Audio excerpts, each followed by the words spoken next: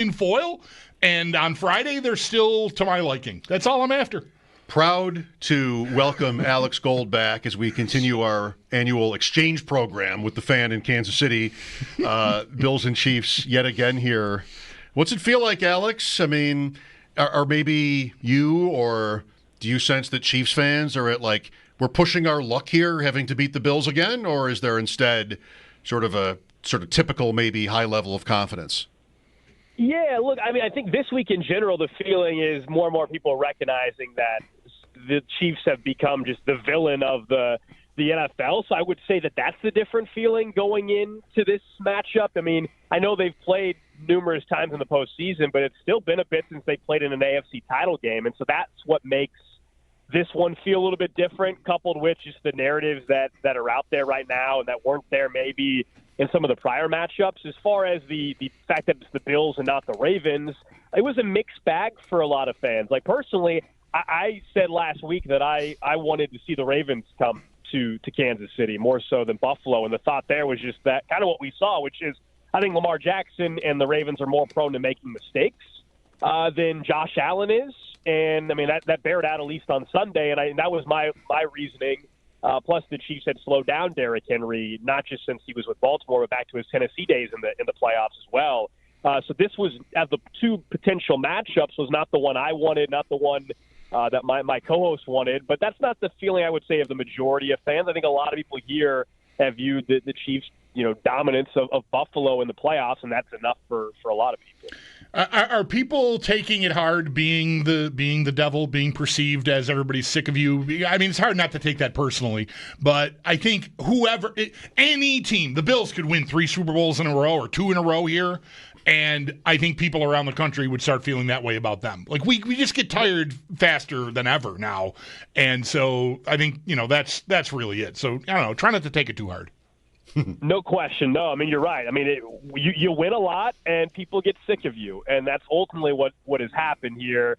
There's plenty of examples in sports, but that's also been the NFL in particular. I mean, everybody points to the Patriots, but even in the 90s, I understand in Buffalo, ultimately not resulting in a Super Bowl, but still, it was the Bills, it was the Cowboys, the Niners were mixed in, and then it was the Packers for a little bit, like the Rams ultimately when they lost after they won one, it was to the Patriots, which started their run. Like, it's not like, we talk about parity in the NFL, and there is for playoff spots, but there usually is not parity when it comes to the conference title games and ultimately the Super Bowl all that much. I mean, here we are, as you said, we're talking Chiefs-Bills yet again, second AFC title game, but the fourth time in the last couple of years for a playoff game. So it has been tough, I think, for people here. I mean, I grew up in Kansas City, and if you would have thought that a team from KC, if you would have told me a team from KC would be the villain in sports, 15 years ago or 10 years ago, I would have called you crazy. I mean, we're used to here, I'm sure, like in Buffalo, where it's like, okay, the Royals finally made a run to the World Series, and so everybody was rooting for the Royals. The Chiefs not that long ago, people were rooting for them to win. So it's just kind of what happens in sports. I think here the more the annoyance has been, look, you want to say the Chiefs get calls, that's fine. Mahomes gets calls, that's fine. It's the conspiracy of like it's all rigged and somehow these 32 NFL owners have conspired, stuff that annoys people more. I will say that if you don't go back this far, I would say in the early 90s, it was definitely true about the Bills.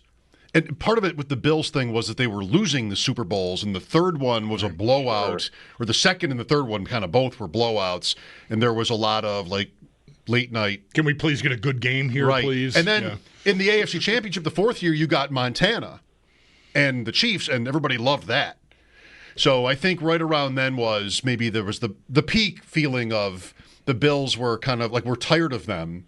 And Bulldog, remember talking to Dick Enberg when he was broadcasting for the Padres? We got in touch with Dick Enberg, who called most of those games, and I made some reference to that to him. He's an idol of mine. And I made some reference to that. Yeah, a legend, absolutely. Made some reference of that to him, and I would regret it. Because he's like, well, I never thought that. that wasn't my doing.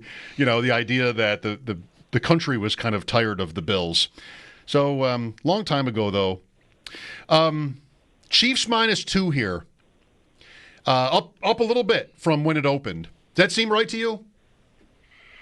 So the look-ahead lines, had the Chiefs as 1.5-point favorites, I think, or 1-point favorites on Buffalo before last Sunday's games, and then against Baltimore. The thought here was if either team would have had a really impressive showing, that the Chiefs could have opened up as underdogs. But not to say that Buffalo or Baltimore looked bad, but just like it wasn't. Neither one had would have been a dominating win the way both teams played. I'm sure it's not like the Bills looked amazing, and so. I think based off of that performance, it sounds about right to me. I mean, also given the history, I know each year is a new thing and metrics and everything are new each year. But I think considering the venue and everything, where home field these days is worth 1.6 something or whatever it is points, I think that's about right. Ultimately, it doesn't mean anything for the teams, but I think when you take a look at the earlier matchup, I don't think that matchup is at all what we're going to see. I'm not even talking about the result. I'm just talking about for both teams. Week 11 was a long time ago, and both of these teams look a lot different. Yeah, the Chiefs were missing some key people in that matchup. The Bills also were missing some key people in that matchup. And these teams, well, you can tell us about the Chiefs end of it. The Bills have got some concerns. Milano's got like a hamstring soreness. They're not calling it a pull or a tweak or anything, but just sore.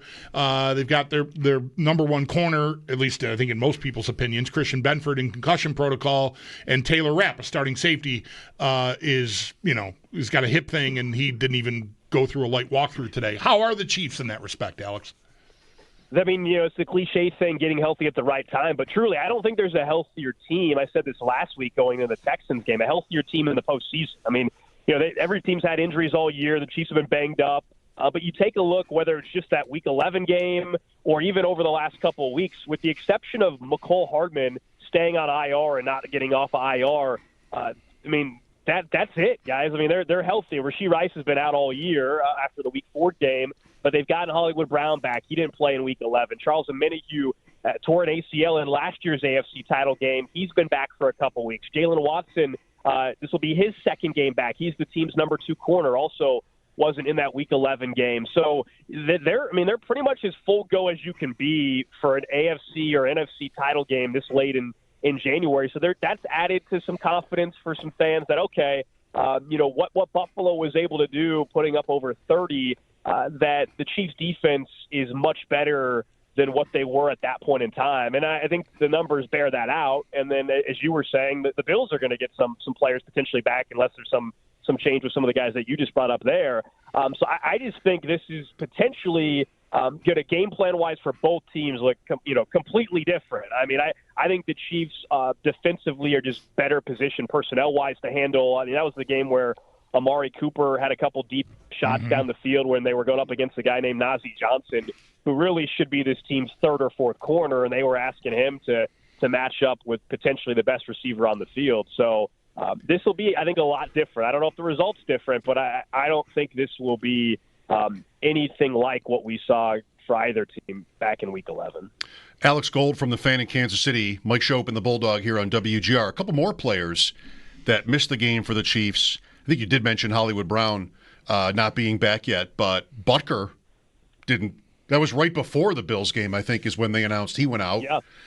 And also Isaiah Pacheco. Where are the Chiefs at with Pacheco? Like, is he not the same player? Sometimes, guys come back, and maybe this is true of Brown too, you'll tell us, but come back from the injury and just like, this is the playoffs, late season push, everything like that, and you get him out there. But every time I look up, it's still Kareem Hunt. Fans are hoping that's what it is. Honestly, that's been the discussion this week, is that Kareem Hunt should get the bulk of the carries. Isaiah Pacheco, I don't know if it's a health thing where he still isn't fully recovered from the ankle injury, but you take a look at short yardage, and that's why the touchdown numbers over the last 6 games for each of them has been more in favor of Kareem Hunt, even if the yardage is actually fairly similar. But the vision of Kareem Hunt is far better than Pacheco. It's not something that people really maybe noticed as much when Pacheco was the guy, but when Kareem Hunt took over early on in the year, that was something that was pretty noticeable. In this past week against the Texans, the first couple of red zone opportunities where the Chiefs struggled, they ran 11 plays and had -6 yards, or maybe it was 6 yards and -11 yards. out of those plays, those were all Pacheco touches, and Kareem Hunt didn't touch the ball really till the second half. Then you saw a crucial 4th and 1. It was Kareem Hunt. So the thought here, at least among fans, is that it should be Hunt over Pacheco. We'll see if that's the split that they'll go with. It's been more leaning towards Isaiah Pacheco for the most part, but that's been a conversation here on the Hollywood Brown thing. He looked like a guy that they had big plans for all year. The minute he played in the Texans game a couple weeks back, that injury in the preseason really was devastating because it makes you wonder what kind of season he was going to put together. But he looks like he's good to go. This past week, they just didn't throw to wide receivers. Xavier Worthy was the only wide receiver against Houston that had a catch. Travis Kelce was wide open in the middle of the field. I'm sure that's not going to be the case against Buffalo. They're going to make Hollywood Brown or DeAndre Hopkins or Xavier Worthy beat him. I mean, Kelce just had nobody around him on that 49-yard touchdown or 49-yard reception, I should say. But Hollywood Brown is going to be a factor in this game. I think if the Chiefs are to win, I'll be stunned if he's not involved. And he's looked really good in these underneath routes, kind of the same Rashee Rice routes from a year ago. That's where they're having Brown and Xavier Worthy work in particular. What kind of form do you feel like overall the offense is in heading into this game? We can talk about the health of the players, and it sounds like you'll have a full complement of guys. But it wasn't super smooth against Houston. There's a tough pass rush, one of the best pairs of pass rushers in the league with Hunter and Will Anderson. But I'm just curious, was there talk of rust after that game because they had, a significant amount of time off? No doubt. Absolutely. And this was an offense that was playing really well after that Texans game, after that Steelers game. It was the best the offense had looked really the entire season. Some of that was because Hollywood Brown was part of it. But this past week, I think it was a combination. It was the red zone struggles that they had for much of the season. That I referenced the first couple drives, but that was what we saw a lot of the season. So red zone execution was problematic for them. I think we saw the left tackle and left side of that line become an issue. I do think a lot of that was credit to Will Anderson and Danielle Hunter, and that'll be the big question in this game against Buffalo Sunday night is, okay, I think the Chiefs already face the best front that they're going to have to deal with if they go on this run, whether it's Buffalo or even beyond that. And so maybe that's all it was. Otherwise, that would be a huge problem for them going up against the Bills front. Is how Joe Thuney is going to perform. Now, when they played Buffalo in Week 11, that was still when Wanye Morris, the Chiefs' second-year player, was playing tackle before they had pulled the plug on that and gone with the all-pro guard and moved him out to tackle. So at least here in Kansas City, everybody's thinking that this will be a line that holds its own better than it did in Week 11 and certainly better than it did against the Texans just because, not that it's a bad Bills front. I think that the Texans front is much more of a challenge than what they're going to see on Sunday. You mentioned before Worthy being the only Chiefs wide receiver to catch a pass in the playoffs. Isn't it wild, just these two teams? And I guess you could do this with Baltimore, too, the cream of the crop in the conference, just not having the goods, it seems, at receiver. I mean, that can change any given week. I think Brown's really good. Worthy's a rookie, so that can take time, but Alex, in the playoffs, the Bills have had 2 playoff games. They have 2 receivers that have caught more than 2 passes in the games combined. That's Shakir, who has 12, and Curtis Samuel with 5, more so in the Denver game than most recently. Everybody else is 2 or fewer. Amari Cooper's over-under, that was a big trade. His over-under in this game is 1.5, minus 140 to the under. That's what he is? He's one catch. What's DeAndre Hopkins? Is he one catch? Look, that was exactly what we were discussing on our show today. You're right. I mean, these trades that went down, it's funny how everybody viewed them. I mean, in Kansas City, when you guys traded for Amari Cooper, people were bummed here. That was the guy that folks here really wanted, especially when they saw the compensation. And then everybody's like, well, maybe Deontay Johnson. And we all know how that's turned out. It was a non-factor for Baltimore and everybody, thank goodness. And then D-Hop, actually, in the regular season, the first 4 games was the most production he really had in a Chiefs uniform. And then everybody thought, well, maybe they're just, saving him for the playoffs. Well, this past week he was on the field less than what he was in the regular season, his snap count at least. And so, today he was asked by the media, hey, are you 100%? Are you hurt? And he said, yeah, I'm good. It's bizarre. Everybody's skeptical that he's hurt because otherwise it makes no sense. I don't think he's suddenly washed just like that because he did put together a couple of big-time performances since he joined the team. It's bizarre. I think it wouldn't surprise me if we find out that there's an injury there. But to your overall point about these wide receivers in the AFC, here in Kansas City, last year going into the playoffs, nobody was confident in the wide receiver room. I mean, MVS, remember, hadn't done anything, and then he did come up with catches, of course, in the playoffs. Yep. This year, everybody feels better in Kansas City. In fact, entering the postseason, folks in KC thought that their wide receiver room was better than any of the other AFC teams, certainly not the NFC, but the AFC teams, considering Brown and Worthy and and DeAndre Hopkins, what they had looked like towards the end of the regular season. So, yeah, and then Travis Kelce goes and has a huge game last week. So it is bizarre. There's definitely not the flat out, I guess, household name at wide receiver that has lived up to it at this point in time. But something tells me that Amari Cooper or DeAndre Hopkins will have somewhat of a say this go around in the AFC title game.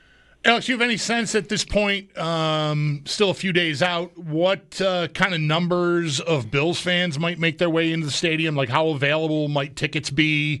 Is there any level of fan fatigue? Like, another AFC title game. I'm so bored. Yeah. I mean, look, that's a great question though about the so the ticket pricing. I haven't taken an updated look to see just where the market is sitting.